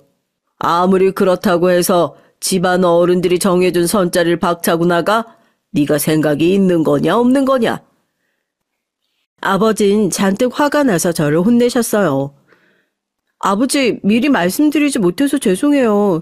그런데 준혁 씨, 저와 만난 지 몇 년 된 남자친구고요. 그래서 제가 선을 보지 않겠다고 말씀드린 거였어요. 그런 건 알고 싶지도 않고 어디 근본도 알 수 없는 남자를 만나고 다녀. 괜한 소문 나기 전에 어서 정리해라. 그리고 우리 집안에 걸맞는 남자를 만나야 돼. 아버지, 저 준혁 씨가 오늘 청혼했어요. 그리고 그의 가족분들께 인사도 드렸고요. 아니, 뭐라고? 이런 일륜지대에 산 여자 쪽 집안 부모의 허락을 먼저 구하는 법도 모르는 되어먹지 못한 놈이구나. 넌 격떨어지게 그쪽 집에 먼저 인사를 하고 왔다는 거냐? 아버지의 말씀이 지금 생각해보면 구구절절 이치에 맞다는 걸 알지만 그때 전 순진하고 사랑에 눈이 먼 멍청이었죠. 무서운 아버지의 강력한 반대에도 불구하고 준혁 씨와 전 우리들만의 결혼을 준비하고 있었습니다. 그러다가 그만 화가 머리끝까지 난 아버진 저에게 집 밖으로 한 걸음도 나가지 말라는 불호령을 내리셨어요. 아버지가 이제 집에서 근신하라고 불호령 내리셨어. 앞으로 오빠를 만나지 못할 거야. 혜경아, 지금 바로 집을 나와서 나랑 만나. 할 수 있지? 준혁 씨는 굳은 결심을 한 듯 저에게 집에서의 탈출을 단호하게 얘기했어요. 전 그 말을 듣고 주인의 말을 따르는 강아지처럼 아무 생각 없이 가출을 감행했습니다. 그리고선 준혁 씨를 만났죠. 당장 갈 곳도 잘 곳도 없었던 준혁 씨는 자기네 집 여주로 데려갔어요. 아무리 그래도 전 그곳에 가는 게 좋은 생각이 아니라고 준혁 씨를 설득하려 했지만 그는 제 말에 아랑곳하지 않았고 우린 결국 다시 그 식당에 가게 됐습니다. 그 시각이 거의 9시가 다 된 캄캄한 밤이었어요. 준혁 씨 어머니는 검은색 비닐봉지 하나를 들고 서선 우리를 식당 옆 건물에 있는 허름한 여관에 데려갔습니다. 우리 집은 식당 뒤에 딸린 2칸짜리 방뿐이라 아가씨 재울 데가 여기밖에 없네. 여기서 지내고 이건 준혁이 동생 옷인데 당장 필요할 것 같아서 몇 개 챙겨왔어요. 비닐봉지 안엔 속옷 한 벌과 낡은 갈색 니트 한 벌, 청바지 한 벌 이렇게 들어있었어요. 지금까지 전 남이 입던 속옷이나 옷은 입어본 적이 없었지만 그래도 급하게 가출한 상황에서 그런 걸 따질 겨를 없이 얼떨떨한 채로 감사의 표시를 했습니다. 그렇게 준혁 씨 어머니는 떠나시고 준혁 씨와 단둘이 여관에 남았죠.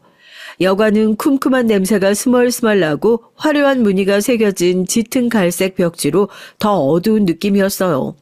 가운데에 있는 더블 침대엔 호텔처럼 하얗고 깨끗한 침구가 아니라 세탁을 했는지 알아볼 수 없는 알록달록한 무늬의 빨간색 침구였습니다. 온실 속 화초처럼 집에서 잘 커왔던 전 갑자기 가출을 하고 남자친구와 둘이 여관에 있는 지금의 현실이 너무 무섭고 낯설어서 앉지도 못하고 오들오들 떨었어요. 갑자기 준혁 씨는 그런 저를 안아주며 안심시켜줬습니다. 그리고 그렇게 우린 처음으로 함께 밤을 보내게 됐어요. 다음날 아침에 일어나 보니 준혁 씨는 이미 떠나고 없었습니다.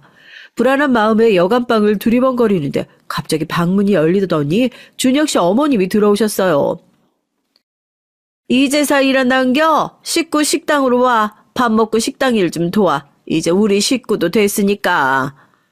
얼굴이 화끈거렸습니다. 처녀가 결혼도 하기 전에 남자와 밤을 보낸 것도 그렇지만 바로 다음날 아침에 혼자서 그의 어머님을 대하려니 가시방석이었어요. 전 그렇게 준혁 씨 어머니의 말씀대로 식당 일을 도우며 갑작스럽게 그 집의 며느리가 된 것처럼 살게 됐어요. 준혁 씨 어머님은 준혁 씨처럼 단호한 구석이 많았고 절 정신없게 이것저것 시키셨습니다. 아니 그건 그렇게 하는 게 아니야. 아유 이거 집에서 뭘 제대로 배우긴 한 건지. 아유 답답해. 아 이런 것도 못해서야. 우리 준혁이 밥은 제대로 얻어먹고 다닐지 걱정이네. 엄마, 결혼도 안 한 여자친구를 이렇게 부리는 법이 어딨어요? 부유한 집에서 자란 언니가 이런 식당 일을 언제 해봤겠어. 그리고 언니네 집에서 걱정할 텐데 우리가 이렇게 데리고 있어도 되겠어요? 준혁 씨 동생은 저보다 한 살이 어린 친구인데도 생각이 깊어 보였습니다. 네, 철없고 순진에 빠진 저보다 더 언니 같은 구석이 있었죠. 언니, 제가 보기엔 우리 엄마랑 오빠가 이상한 사람들이에요. 언니 부모님이 찾으실 텐데 연락은 드린 거예요? 그 말을 듣고 나니 절 걱정하실 엄마 생각에 울컥했어요. 하지만 무서운 아버지가 계신 집에 연락을 드릴 엄두가 나지 않았죠. 그때 전 너무 놀라서 들고 있던 쟁반을 떨어뜨리고 말았습니다. 엄마? 여긴 어떻게 알고 오신 거예요? 아이고 이거사 아무리 아버지가 무섭기로쏘니 여기서 이러고 있으면 되겠니? 어머니는 식당 안으로 다급히 들어오시곤 저를 부둥켜 안고 우셨습니다. 가출한 딸을 얼마나 걱정하며 찾으셨을까요? 그런데 그보다 여길 어떻게 알고 오신 걸까요? 그런 어머니 뒤로 준혁 씨가 보였습니다. 준혁 씨가 우리 어머니를 모시고 온 거였어요. 내가 어떻게든 아버지 설득해 볼 테니까 집에 들어가자. 처녀가 결혼도 전에 이러고 있는 건 예의가 아니야. 준혁이 어머님, 저희 딸이 그동안 결례를 범했습니다. 우리 엄마는 준혁이 어머님을 향해 90도로 허리를 굽혀 인사를 드렸어요. 하지만 준혁 씨 어머님은 예의 바른 엄마와는 달리 손사래를 치며 큰 목소리로 사부인, 아이고 모피코트도 입으시고 역시 검사님 사모님은 달라 보이네요. 이미 애는 우리 집 며느리예요, 며느리. 그러니까 애들 어서 결혼시키시죠. 지금아 생각해보면요. 전 정말 불효녀입니다. 금이야 오기야 귀하게 키운 내 딸이 평생 가본 적도 없는 그런 허름한 식당에서 일을 하고 있는 모습을 보게 만들었으니 말입니다. 게다가 결혼도 전에 남자와 관계를 가진 내 딸을 어쩔 수 없이 기우는 집에 시집 보내게 할 수밖에 없는 그 처참한 심정을 그 당시 전 알아채지 못했습니다. 전 엄마와 함께 집으로 돌아왔고 남자 집에서 며칠을 보낸 저에게 길길이 화를 내시며 날뛰는 아버지를 설득하며 결혼 준비를 하게 됐어요. 우리 엄마는 매일 한숨을 쉬시면서 저와 같이 신혼집도 보러 다니고 예물이나 예단 등을 맞추기 위해 다녔습니다.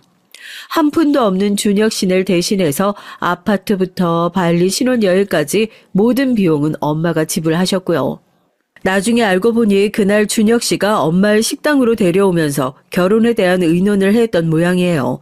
그리고 신혼집은 방배동 아파트를 자신의 가족에게 해줘야 할 예단이나 예물 등에 대해서 꽤나 구체적으로 준혁 씨는 우리 엄마에게 요구를 했답니다. 정말이지 아무리 봐도 계산적이고 철면피인 남자였던 거예요. 자기네 집 돈은 한 푼도 들이지 않고 어떻게 장모가 되실 분께 그렇게 구체적으로 당당히 요구를 할 수 있었던 걸까요? 이게 다 저 때문이죠. 이 못난 딸 때문에 엄만 말도 안 되는 이 요구들을 그저 참고 받아들이셨던 겁니다. 이 생각만 하면 전 지금도 과거에 제 뺨을 열대고 백대고 후려치고 싶은 심정이에요. 우리 집에선 수치스러운 결혼이었기에 친구나 직장, 학교 선후배들은 부를 수 없었고 가족과 가까운 친척 정도만 모시고 스몰 웨딩을 계획하고 있었습니다. 무엇보다 아직도 아버지는 이 결혼을 반대하며 참석하지 않겠다고 버티고 계셨기 때문이에요. 그런데 결혼식 날이 되니 약속과 달리 준혁 씨네 친구, 학교 선후배는 물론 그 부모님들의 지인 등 60여 명이 넘는 하객이 왔습니다. 우리 쪽 하객은 13명이 고작이었는데 말이죠. 알만한 법조계 인사며 정말 인맥이 넓은 우리 집안에서 제대로 불렀다면 아마 1000명이 왔을 거예요. 하지만 아버지도 모시지 못하고 하는 결혼이니 그저 조용히 했으면 했는데 준혁 씨네 집은 그렇게나 많은 하객을 부른 겁니다. 좋은 집안 딸 잡아서 돈 한 푼 안 들이고 결혼시켰으니 퍽도 자랑스러웠겠죠. 어차피 그 모든 결혼식 비용도 우리 엄마가 부담할 테니까 말이에요. 정말 그 결혼식 사진만 봐도 배려심은 눈꼽만큼도 없는 거지 같은 그 집안이 떠올라서 너무 싫답니다. 전 결혼으로 기쁜 마음보단 왠지 모를 착잡한 심정으로 신부 대기실에 있었어요. 그때 신부 대기실로 들어오신 분을 보고 전 그만 뜨거운 눈물을 흘리고 말았습니다. 우리 아버지가 그토록 이 결혼식에 안 오시겠다고 버티시던 우리 아버지가 오신 거예요. 네가 아비 없는 자식도 아닌데 그래도 아버지인 내가 네 손은 잡고 들어가야 할 것 같아서 왔다. 이렇게 절 제대로 쳐다보지도 못하시고 나지막하게 한마디 하시곤 제 손을 잡고 식장으로 가셨어요. 무뚝뚝하지만 누구보다 딸인 절 사랑하고 아끼셨던 우리 아버지. 그 마음이 느껴져서 너무 죄송스러운 나머지 전 버진 로드를 걷는 내내 눈물이 흘러야 했죠.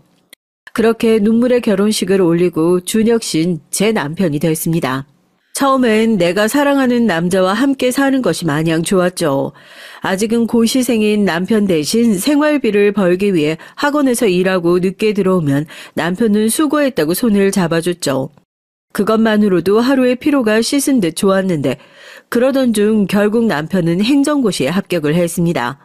남편의 합격 소식을 듣고 얼마 안 돼서 시부모님과 여동생이 신혼집에 방문해서 축하잔치를 열었어요.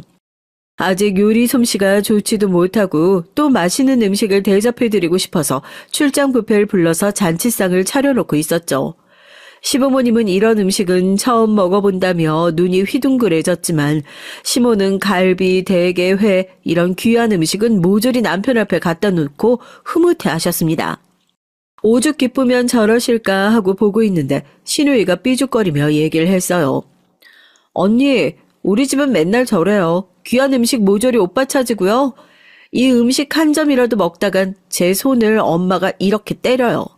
어릴 때부터 무조건 오빠 말이 법이고 오빠 말대로 안 되는 건 없었거든요.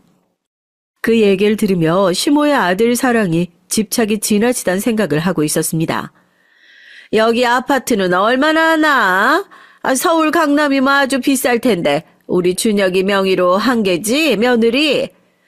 당황스러운 전 우리 엄마가 돈을 내셨기 때문에 제 명의로 받은 거라고 말씀드렸죠. 아니 그게 무슨 소리냐? 집은 남편 이름이어야 하는 거야. 이래서야 우리 준혁이가 어깨 피고 살 수 있겠어? 당장 명의 바꾸도록 해. 진짜 뻔뻔하지 않나요? 돈 한 푼 없이 이런 집에 살게 해준 걸 고마워하기는커녕 명의까지 남편으로 바꾸라니요.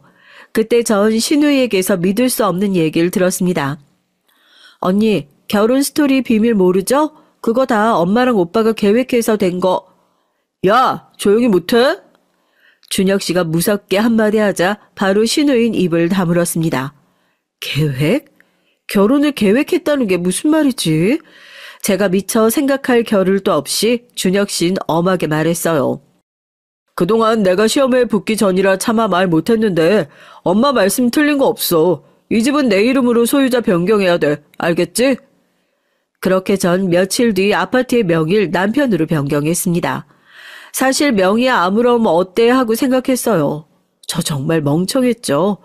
다행히 행정고시에 합격한 남편은 이제 직렬 배치를 받게 될 무렵의 일이었습니다.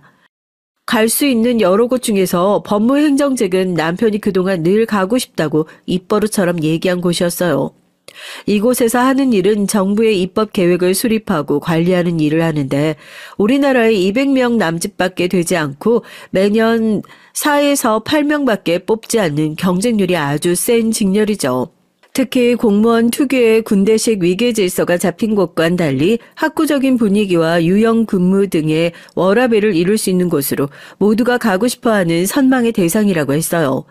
남편은 저희 부모님께 법무행정직을 하는 법제처로 자기가 배정받을 수 있도록 힘을 써달라고 여러 차례 부탁을 드렸습니다.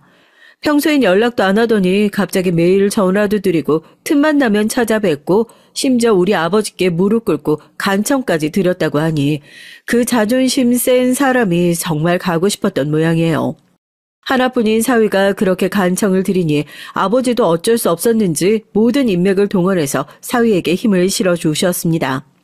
결국 남편의 바람대로 법제처의 발령을 받고 무척 기뻐했죠. 함께 기쁨을 누리다가 전 우리 부모님이 애를 많이 써주셨으니 모시고 주말 여행이라도 가자고 했죠. 그런데 웬걸요? 남편은 미안한 기색 하나 없이 시모와 먼저 주말 약속을 했다며 다음으로 미루자고 하는 겁니다. 전 너무 서운했어요. 지금까지 연애하고 결혼하면서 우리 집이 해준 게 얼만데, 내가 뒷바라지 한 게 얼만데, 전 지난 7년 동안 이 남자를 만나면서 바란 것이 없었습니다. 늘 제가 도와주고 맞춰주고 희생하는 것이 당연한 것이 되어버렸죠. 그렇게 도와주신 우리 부모님께도 감사한 마음을 표하지 않는 남편을 보고 나니까 이제 전 슬슬 남편이 제 생각만큼 좋은 사람이 아닐 수도 있겠다는 생각이 피어나기 시작했어요. 그때 지난번 만났을 때 신우이가 했던 얘기가 떠올랐습니다. 전 신우이에게 전화를 걸었죠. 언니, 지난 생일에 보내준 옷이랑 가방 잘 쓰고 있어요. 고마워요. 잘 지내고 있죠? 무슨 일 있어요? 아, 다름이 아니라 지난번에 우리 집에서 했던 얘기 해줄 수 있어요? 오빠랑 어머님이 계획해서 우리 결혼 진행했단 얘기요.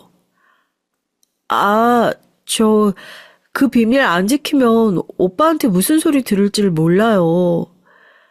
제발요. 어차피 결혼했는데 그 얘기 내가 안다고 달라질 것도 아니고 아가씨가 안 해주면 아버님한테 전화 드릴 거예요. 어쩔 수 없다는 듯이 신우인 그 비밀 얘기를 털어놓게 됩니다. 신우의 얘기를 듣는 내내 전 가슴에 불덩어리가 생긴 듯 화가 올라왔어요. 남편과 시몬 일반적인 모자 관계 그 이상이었다고 해요. 시몬 옛날부터 딸인 신우이는 무관심하고 막대했지만 장남인 남편에게 모든 사랑과 관심을 퍼부었다고 합니다. 그리고 남편도 평소 매정하고 딱딱하게 사람을 대하면서도 시모의 말씀만큼은 잘 듣고 모든 일을 상의하는 마마보이였다고 해요. 가족에 관련된 모든 일은 시모와 남편만 상의해서 결정하고 딸과 시부에겐 통보만 하는 독불 장군이었고요. 여기까진 그저 애틋한 모자 관계라고 볼 수도 있지만 황당한 건 남편이 행정고시 시험 공부를 하고 택하는 그 모든 것에 시모의 결정과 도움이 있었다는 겁니다. 얼마나 이 둘이 철저하게 계획적이었는지 절 만나서 연애하고 결혼하는 모든 과정 뒤엔 그 시모도 있었던 거예요. 이 얘기를 듣고 전 너무 황당하고 어이가 없어서 뒤로 넘어가는 기분이었습니다. 남편은 스터디 술자리에서 저희 집안 얘기를 듣고 나서야 저에게 관심이 생긴 것이고 전화로 바로 시모와 얘기를 하더니 시몬 저를 꼬시라고 적극 추천을 했다는 거예요. 그날 남편과 한참을 통화하던 시모가 입이 이만큼 벌어져선 내 아들이 출세하려면 그 정도 있는 집 딸을 잡아야지 안 그래? 순진한 녀석이라 여자 마음 얻는 법도 모를 텐데 여자 꼬시는 거짓말까지 다 내가 도와줄겨. 그리고 그런 어머님의 코치대로 그날 저희 집 앞에서 고백을 했던 거라고요. 사실 남편은 그 이전부터 같은 과에서 사귄 여자친구가 있었는데 시모의 말을 듣고 바로 그 여자를 차고 저랑 사귄 거라네요. 아니, 시모 말 듣고 사랑도 바로 걷어찰 수 있다니 사람이 아니라 로봇이라도 됩니까? 남편에게 갖고 있던 제 환상은 와장창 깨지기 시작했어요. 제가 선보러 갔을 때 남편이 나왔던 것도 아버지의 근신 명령에 가출해서 여주 집으로 불러들인 것도 모두 시모와 남편이 꾸민 계략이었습니다.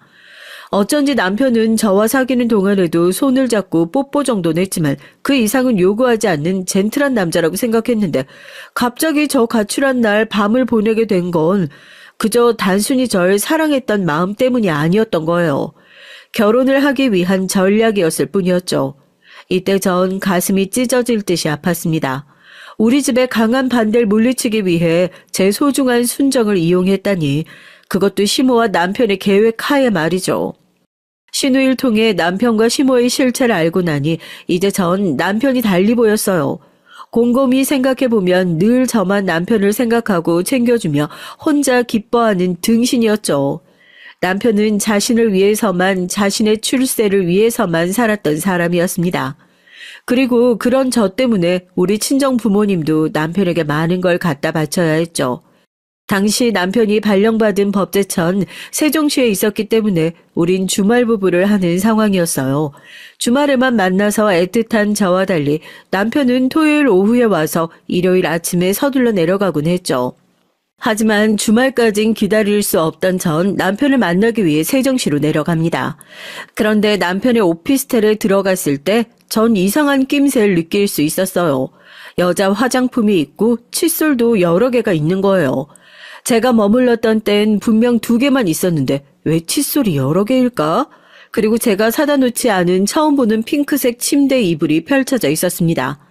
아, 이거 여자다. 여자가 생긴 거다. 남편의 과거와 또 이젠 바람도 피고 있을지 모른다는 걱정으로 전 입술을 깨물며 남편을 기다렸어요. 남편은 8시가 조금 넘어서 귀가했고 갑자기 제가 와 있는 모습을 보고는 흠칫 놀랐습니다. 당신이 여기 무슨 일이야? 약속도 없이. 이렇게 마음대로 오는 법이 어딨어? 나 당신 와이프야. 우리 집에 허락받고 와야 되는 거예요? 남편을 아무 말 못하곤 샤워를 하러 욕실에 들어갔죠.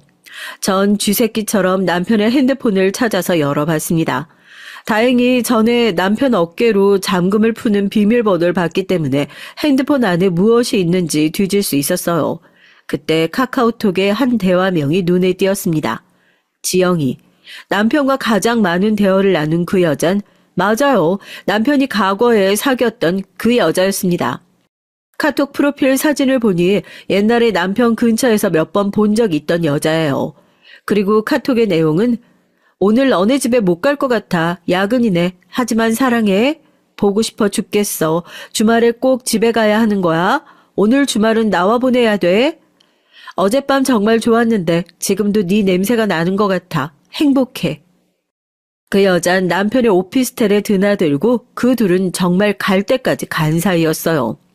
하지만 더 놀라운 내용을 저는 발견하고 맙니다. 나 임신한 것 같아. 우리 이제 결혼해야 할까? 그리고 이에 대한 남편의 답은 사랑해. 결혼 조금만 기다려줘. 전 하늘이 무너지는 것만 같아서 주저앉았죠. 눈물이 뚝뚝 떨어졌습니다.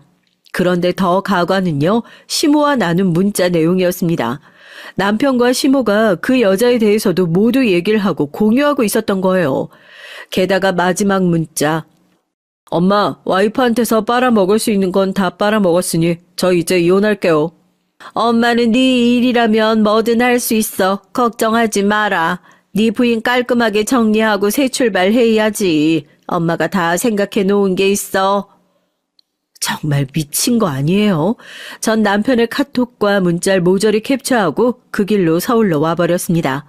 그리고 서초동 친정집에 가서 부모님께 지금까지 알게 된 모든 일을 털어놨어요.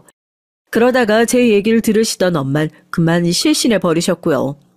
가뜩이나 당뇨에 혈압도 있으신 분인데 자기 딸이 당한 일을 들으시고 그 충격을 감당하기 어려우셨던 겁니다. 어머니를 병원에 입원시켜드리고 나오면서 아버진 절 부르셨어요. 내가 지금 검사 생활에서 은퇴했다지만 이 새끼 가만 안 둔다. 그딴 집 자식이 감히 우리 집을 농락해? 내 귀한 딸 신세를 망쳐. 아버지 죄송해요. 이 못난 딸 용서하세요. 그리고 저도 남편, 아니 그 나쁜 놈과 시모 절대 용서 못해요. 핸드폰을 보니 남편에게서 온 부재중 전화가 32통이나 와 있더라고요. 남편은 세종까지 내려왔던 제가 연락도 없이 사라지고 전화도 받지 않자 이 상황을 눈치챈 모양입니다. 다음날 신혼집으로 찾아온 남편에게 전 말했어요. 나 이제서야 당신이 어떤 인간인지 똑똑히 알겠어. 이혼해. 그리고 당신은 결혼할 때 땡전 한 푼 안 가져왔으니까 그대로 짐 싸들고 이 집에서 나가주면 좋겠어. 무슨 소리야. 이 아파트는 내 집이야. 내 명의로 된 내 집. 이혼해 줄 테니까 네가 나가. 남편은 눈 하나 깜짝하지 않고 뻔뻔하게 나왔어요. 전 아버지와 이 일을 상의했습니다. 이 버러지 같은 놈, 법도 제대로 모르는 게 어디서 명의 타령이야.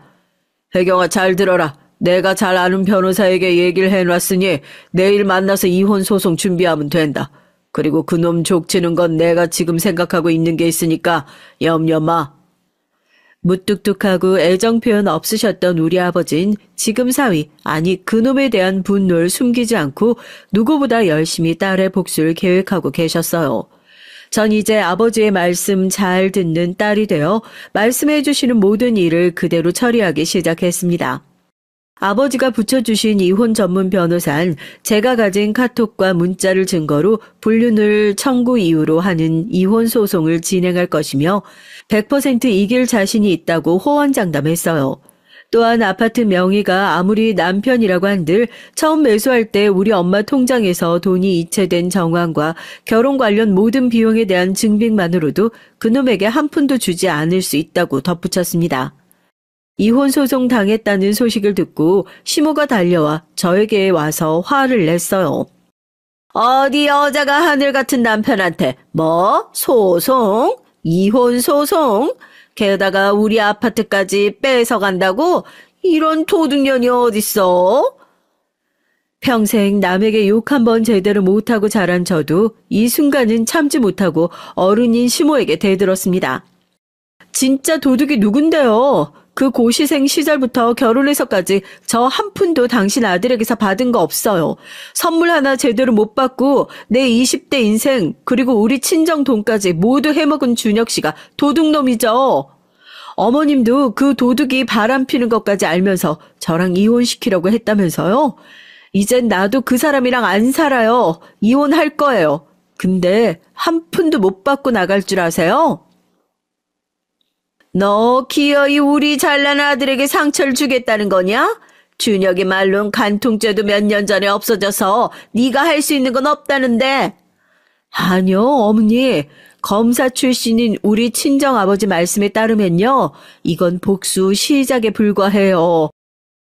정말이지 속이 시원했습니다. 그리고 얼마 뒤 남편과 시몬 친정집에 찾아와서 이젠 손이 발이 되게 빌고 있어요. 당신 이런 모진 여자 아니잖아. 꼭 이렇게까지 해야겠어? 나랑 지영이 당신 아버지 때문에 공무원 파면되게 생겼다고. 게다가 나도 모자라서 지영이까지 상간자 소송 거는 건 너무하지 않아? 지영이는 내가 결혼했던 것도 몰랐던 애라고. 업보야 업보. 그 여자가 몰랐다고 한들 당신 같은 남자랑 결혼까지 해서 신세 망친 나보다 낫지 않겠어? 얘야 며느리. 내가 정말 다 잘못했다.